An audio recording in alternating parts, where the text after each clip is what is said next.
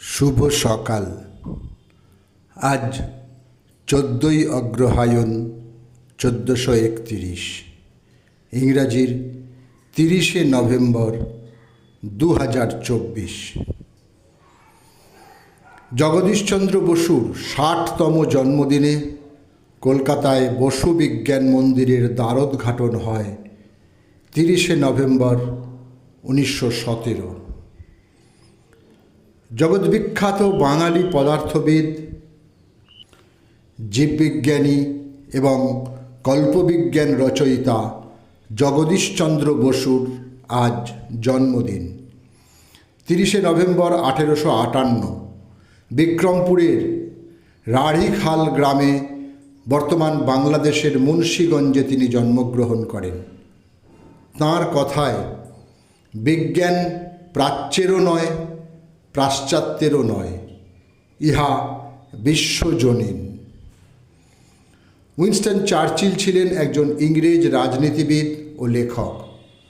তাঁকে যুক্তরাজ্যের ও বিশ্ব ইতিহাসের অন্যতম গুরুত্বপূর্ণ নেতা হিসেবে গণ্য করা হয়। 30শে নভেম্বর 1874 অক্সফোর্ডশায়ারে তিনি জন্মগ্রহণ করেন। 20 শতকের অন্যতম বাঙালি কবি রাধারানী দেবী বা অপরাজিতা দেবী ছদ্মনামে সাহিত্য জগতে আলোড়ন সৃষ্টিকারী মহিলা তিনি। 1956 কলকাতা বিশ্ববিদ্যালয়ে তাঁকে ভুবনমোহিনী স্বর্ণপদক ও লীলা মজুমদার পুরস্কার প্রদান করেন। 1986 সালে পশ্চিমবঙ্গ সরকার রবীন্দ্র পুরস্কারে সম্মানিত করেন তাকে। আজ তাঁর জন্মদিন, সময়টা 1903। বুদ্ধদেব বসু ছিলেন একজন প্রভাবশালী বাঙালি কবি, প্রাবন্ধিক, নাটককার, কথা সাহিত্যিক, অনুবাদক, সম্পাদক ও সাহিত্য সমালোচক। বিংশ শতাব্দীর 20 ও 30 দশকে আধুনিক কবিতার পথিকৃতদের মধ্যে তিনি অন্যতম। 30শে নভেম্বর 1908 কুমিল্লায় তিনি জন্মগ্রহণ করেন। 30শে নভেম্বর 1928 বিহারের দানাপুরে ভূমিষ্ঠ হন অভিনেতা অমর গঙ্গোপাধ্যায়।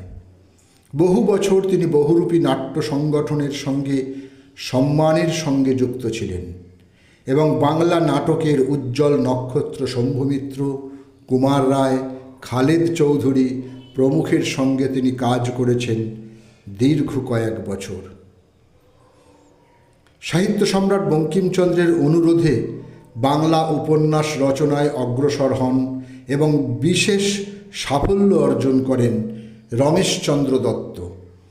30শে নভেম্বর 1909 বরোদায় তিনি শেষ নিঃশ্বাস ত্যাগ করেন।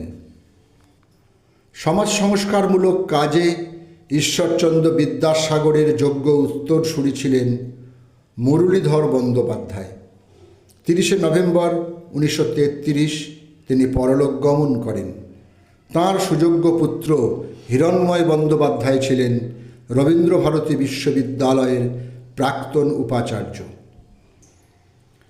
30শে নভেম্বর 1984 86 বছর বয়সে প্রয়াত হন বাংলার খ্যাতনামা গায়িকা, অভিনেত্রী ও নজরুল গীতির প্রবাদ প্রতিম শিল্পী ইন্দুবালা দেবী।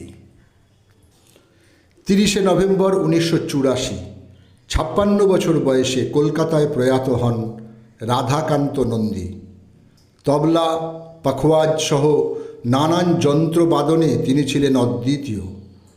মান্না দে বলতেন, রাধাবাবুর মতন ওই সুর তাল বিধি যে কে, এ হচ্ছে ন্যাচারাল জিনিয়াস। আর নিজের কথায় রাধাকান্ত নন্দী বলতেন, তবলা আমায় বাজায়, তাই তো আমি বাজি। 30শে নভেম্বর 2018 শুক্রবার ভোর রাতে এক বেসরকারি হাসপাতালে প্রয়াত হন আমাদের মেরি বাবা, প্রখ্যাত অভিনেতা বিপ্লব কেতন চক্রবর্তী। মারিচ সংবাদ নাটকে তাঁর অভিনীত মেরি বাবা আজও যে সকলের চোখে ভাসে। তাঁর পরিচালিত বাঘুমান্না বাংলা থিয়েটারের এক অনবদ্য সৃষ্টি। সকলকেই আমার আনত প্রণাম।